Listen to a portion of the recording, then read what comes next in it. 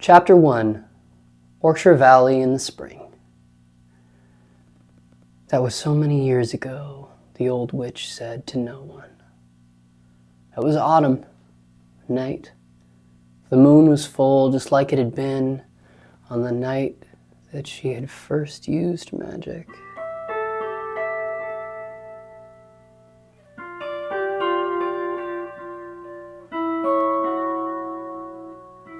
She sat there, alone on the root of a tree. The root was as perfect as any bench could be. The blue tree stuck out from the purple leaf orchard that sprawled out around her in every direction. Its bark was pale ice, lined with great cracks. Its leaves were as dark as deep ocean currents. Do you remember, she asked it, or no one? The autumn was flaring, turning each purple tree vibrant steel gray and blood red and gray-green. The ever-purples held their muted hues. But only this tree was blue in that place. Do you remember Orcshire? The old orcish woman's voice was husky, rusty little used. The moon was full and both her eyes were drooping, nearly closed. Like crescents, not really looking at what they saw. She put her palm against the tree and listened to it. Listen close. Listen for a thing she knew might not be there at all. Her palm asked, but alas, no answer. She kept her hand there. So many lifetimes ago, said the witch. Her voice became full of fondness, and she let her mind drift backward, back to Orcshire Valley in the spring. I remember everything. The old witch smiled at first. The roads were alive like a web, all speckled with dots of dew. And purple trees bore golden apples, golden cherries too. Do you remember? No? No answer. So, alone, she sang, Orcshire Valley in the spring means moonlight rinsing everything, full as a coin and dry, dry as a bone. Purple trees rustle, the wind's got a chill, a memory of winter, there's frost on the sill. Look at the moon, caped in bright stars, hooded and hemmed in by mountains, the storm still looks far.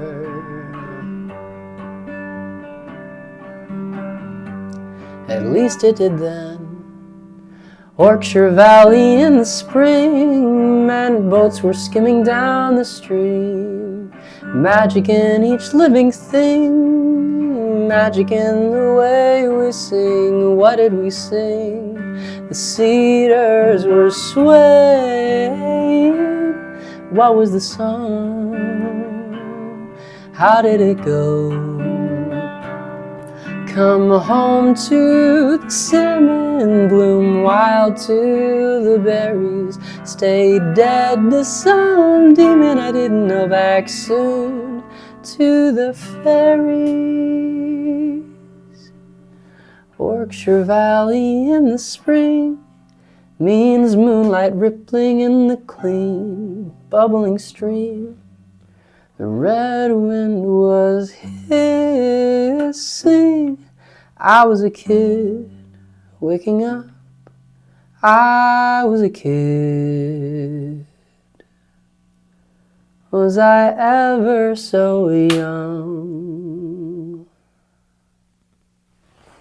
That's how Nala would remember it. in those days, the early chapters of her life. Orcshire Valley was a peaceful place. It was the kind of place that was wet year-round, but the air never got humid or heavy. Summers were brief, and each season saw rain, but Nala didn't mind. She was a rain dog. Nala's house was on the east side, in an orchard on a mountain that overlooked the valley. The full moon hung low and yellow, peering out from drifting springtime clouds, down at the heart of Orcshire Valley. Market Town was waking up. There were carts and storefronts far below. Torches yawned to life. Butchers and tanners had selling stands in town, but kept their homes in ugly work, out in the more remote regions of the valley. Business was better that way. Nala enjoyed a sheltered childhood, and the price was boredom. She came from a long line of sorceresses, but her magic hadn't happened yet. Perhaps it never would, she couldn't help but think. Sour thought. Nala decided to think of something else. The spring of that year was a weird one. The normally noisy house, sequestered in the sprawling semi-wild orchard at the foot of a mountain, was quiet. All of Nala's siblings were finally old enough to go on a real market tour out east to the dry side of the mountains. Nala had never been, even though she was the oldest kid in the house. Something in Nala doubted how dry the dry side was. It seemed outrageous. The valley was lush and wet year-round, and yet they all said once you made it over the Wraithwood Crags, it was all desert. Impossible, Nala thought. Mama and Nala's Aunt Kyrie went on the road every year, but this time they brought the whole house along. Aunt Kyrie's 4 daughters and Nala's 2 sisters. They packed up the fruit cart so full they overflowed, and then they left. Their adventure had begun at the end of last summer, leaving only Nala and her gran to tend the house and the orchard and the long, thirsty quiet. Autumn came, and then winter. Nala had never known a quiet quite so long before. Weird. It was a weird year for other reasons, too. Sleep, for example. Sleep had changed for her. Nala loved sleeping in, or used to. It used to be that she could sleep through anything. But something had changed early last spring. She had a new dream. A terrible dream, a daymare. It had been unspeakable, unshareable. Even thinking of it made Nala's stomach turn hollow. Worst of all, once the dream started, they did not stop. She had a secret belief that they might be true dreams, but no, Nala thought. No, my magic hasn't happened yet. At first, she had loved the sprawling silence. She'd cherished it, relished the solitude like an exceptionally ripe red berry. As the seasons turned, it was just Nala and her grandma, whose name was Aka, Dogmore, savoring the rare piece of peace that lay over the house. Nala and Gran Aka. They enjoyed a wet winter. Most nights the pair of them huddled over the soup cauldron and made up stories together while the rain played the awning like a drum. Gran Aka was full of stories and recipes and poems and small spells. After a full season, Nala began to get lonely. Her wish for quiet had come true too much. Now that she had enough time to herself to miss her loud family, she felt bad for ever wishing them away. Guilt began to bloom like mold, souring the sweetness of the winter's vast emptiness. Still, the stories were flowing, and this was the year Nala learned how to cook. Gran taught her to clean a salmon, which she hated, and helped Nala make up her first poem, which exhilarated her.